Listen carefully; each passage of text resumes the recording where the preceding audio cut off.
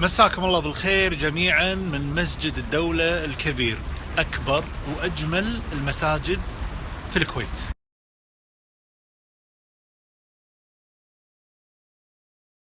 اليوم أنا زاير المسجد الكبير عشان الناس يعرفون أن عندنا تحفة معمارية تسع ل 170 ألف مصلي. متخيلين؟ رقم ضخم جدا.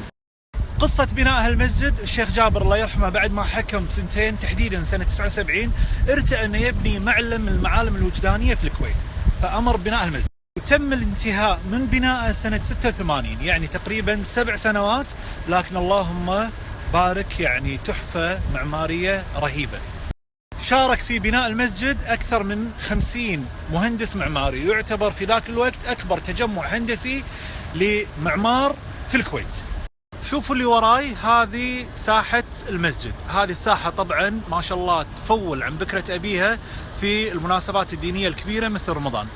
الحين عاد بندش داخل المسجد وأوريكم مشاركة سمو الشيخ صباح الأحمد في التجديد، اللي هي التوسعة الجديدة داخل المسجد تريونه.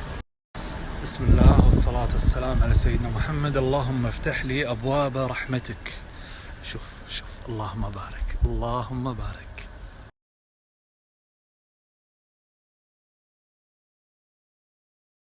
شوف الله يسلمكم الشكل الجديد هذا، اللي هي القبة، هذه أكبر قبة في الكويت، هذه اللي أمر فيها سمو الشيخ صباح الأحمد بتجديدها بالكامل. شوفوا المسجد أغلبها شاشات كبيرة، طبعا أنتم تشوفونها أن الشاشات صغيرة، لكن هي فعليا ضخمة جدا. اليوم أنا جيت هنا المسجد الكبير، ترى ما حد يدري عنه، لا إدارة ولا العاملين فيه، مع ذلك قاعد أشوف فيه تميز وترتيب مو طبيعي. الحين راح أصور لكم الترتيب.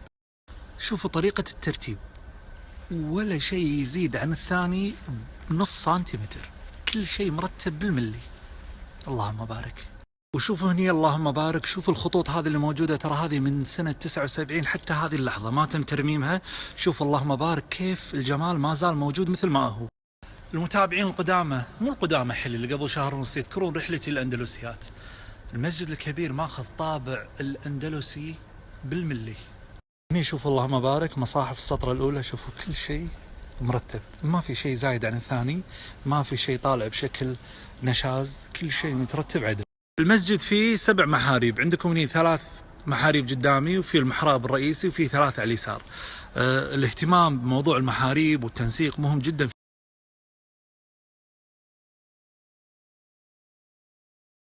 يمين المسجد الكبير في قاعة كبار الضيوف، هذه اللي يجي فيها صاحب السمو يجهزون هني قبل الدخول للصلاة. راح أدش داخل وأصورها لكم.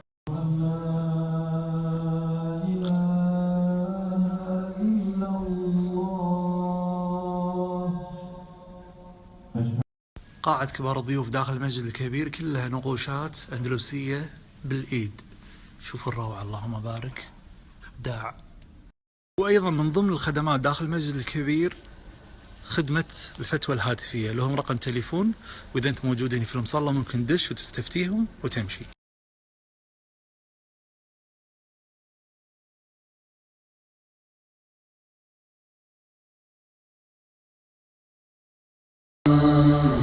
تحل بهذا البلد ووالد وما ولد.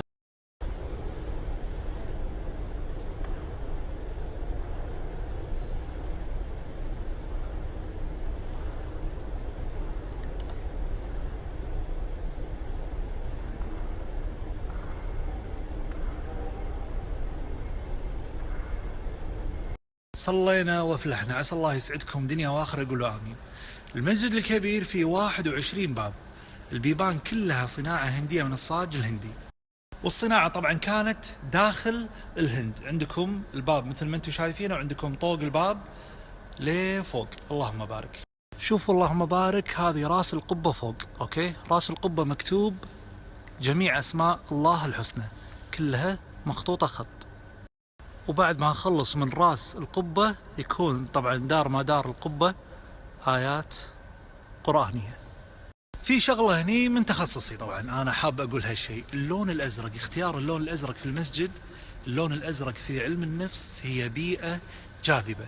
وهذه ترى معلومة لكم، أوقات نقعد في أماكن معينة نستضيق نتضايق. ليش؟ لأن في ألوان طاردة وإحنا ما ندري ما هي ألوان جاذبة، مثلا الأحمر يلوع الشب. الحين أصل الموضوع، ليش أنا جاي هني؟ المسجد هذا رشح للدخول في مسابقة الفوزان لعمارة المساجد، حتى إدارة المسجد ما يدرون. واحنا كشباب كويتيين اجتهدنا بأن نرشح المسجد بالدخول لمسابقة الفوزان لعمارة المساجد، ونبي فزعتكم معانا. اللي أبي منكم انكم تدشون حسابي بتويتر، بعد إن شاء الله 10 دقائق راح أنزل كل هالستوري هذا في رابط بحسابي، وأبيكم تنشرونه. وبعدين بعد ما تنشرونه أبيكم تدشون بحساباتكم بتويتر وتكتبون أرشح، بعدين هاشتاج مسجدي هذا، بعدين المسجد الكبير لجائزة الفوزان.